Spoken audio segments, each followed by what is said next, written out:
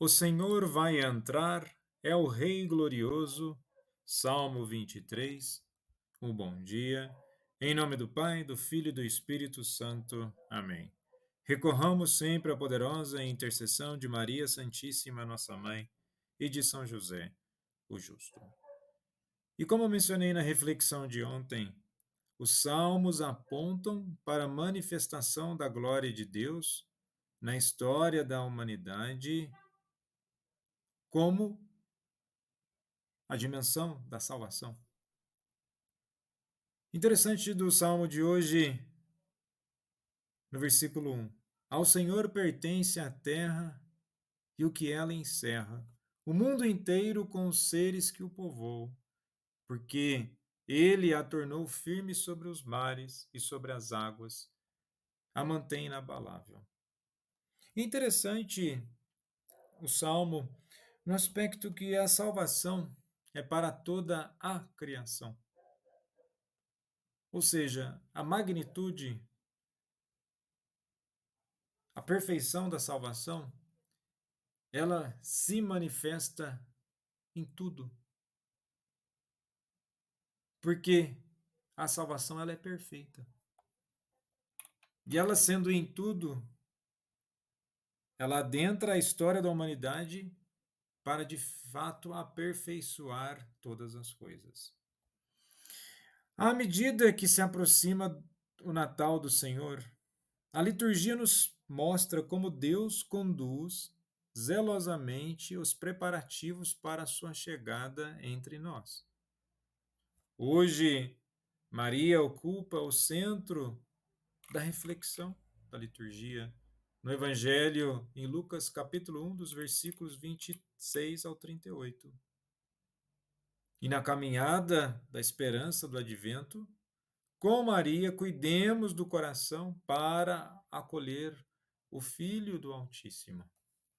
Mas antes de refletir sobre o Evangelho, é interessante a nossa reflexão da primeira leitura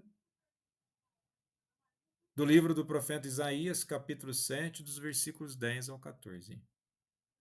Temos aqui já apontamentos messiânicos. Rapidamente, o contexto histórico. Em Isaías 7, situa-se durante o reinado de Acás, rei de Judá, cerca de 735 a.C., num período de crise política e militar. Judá estava ameaçado pela coalizão entre Israel, Reino do Norte, e a Síria, que tentavam forçar Judá a unir-se contra a Assíria. Acás, temeroso, considerava aliar-se à Assíria, em vez de confiar na proteção divina. E o profeta Isaías confronta Acás, exortando a confiar em Deus. E nesse contexto surge o sinal de Emanuel, que tornaria central na teologia cristã como prefiguração de Jesus Cristo. Vejamos que nos versículos 10 e 11 está assim: O Senhor tornou a falar com Acás, dizendo: Pede para ti ao Senhor teu Deus um sinal, quer que seja das profundezas do Sheol, quer que seja das alturas do céu. Tornou a falar com Acás. Deus toma a iniciativa de dirigir-se ao rei, apesar da falta de fé do rei. Isso demonstra a paciência e misericórdia de Deus. Um sinal. No contexto bíblico, sinais eram manifestações visíveis da ação de Deus, destinadas a fortalecer a fé do destinatário. A abrangência do pedido das profundezas do Sheol às alturas do céu reflete o poder ilimitado de Deus. Mas Acás, no versículo 12, respondeu: Não pedirei nem tentarei ao Senhor.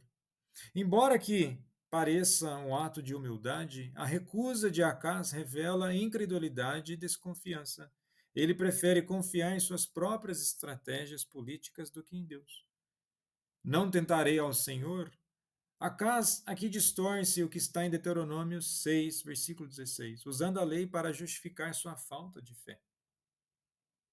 Então nós temos aqui um modelo de um comportamento humano. Vamos tirar agora a pessoa de Acás, propriamente dita. Vejamos um comportamento humano de incredulidade, desconfiança, confiando unicamente em suas forças. Aqui o texto não querendo dizer que nós não devemos nos fortalecer emocionalmente, psicologicamente, em termos de relação, não está dizendo isso.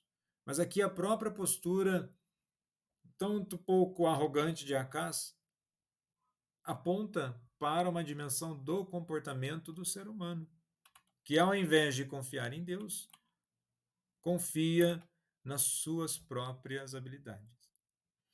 E no versículo 13, o que nós temos? Isaías respondeu: Ouvi então a casa de Davi, não basta que canseis os homens, mas quereis cansar também o meu Deus?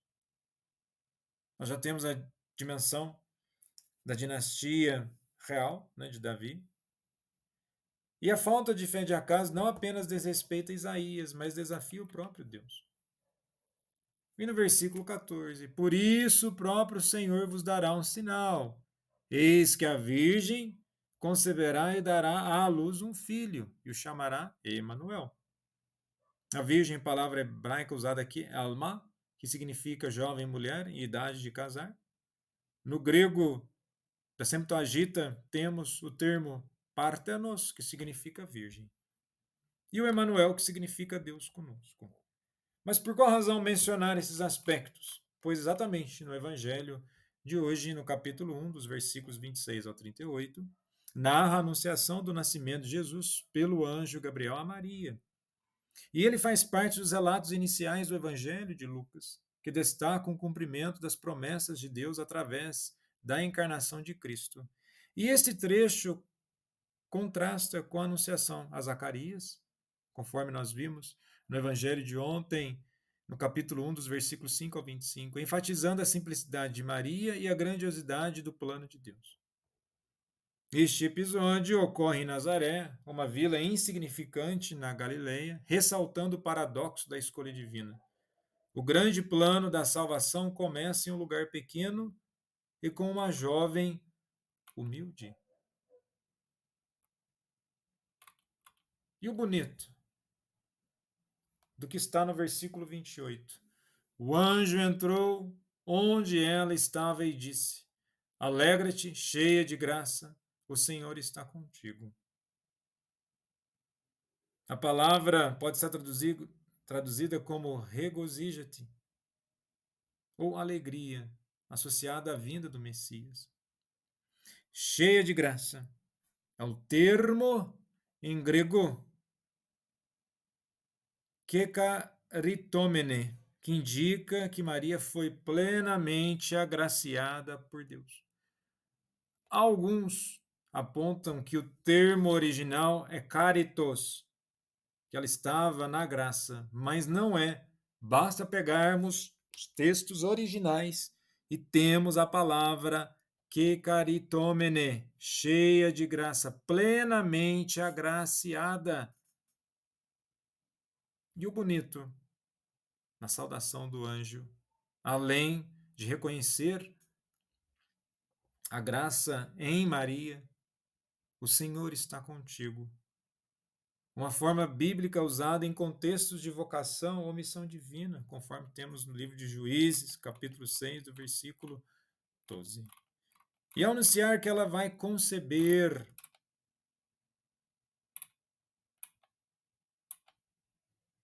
e dará luz a um filho,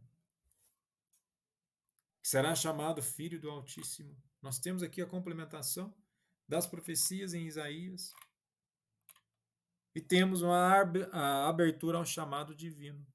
Maria é modelo de obediência e confiança em Deus, mesmo diante de um chamado desafiador. E nós somos chamados constantemente nos desafios da vida. E a resposta de Maria nos inspira também a dizer sim ao plano de Deus em nossas vidas. Embora não seja fácil, muitas vezes complicado, mas nós somos chamados a dar uma resposta de esperança, paciência e superação.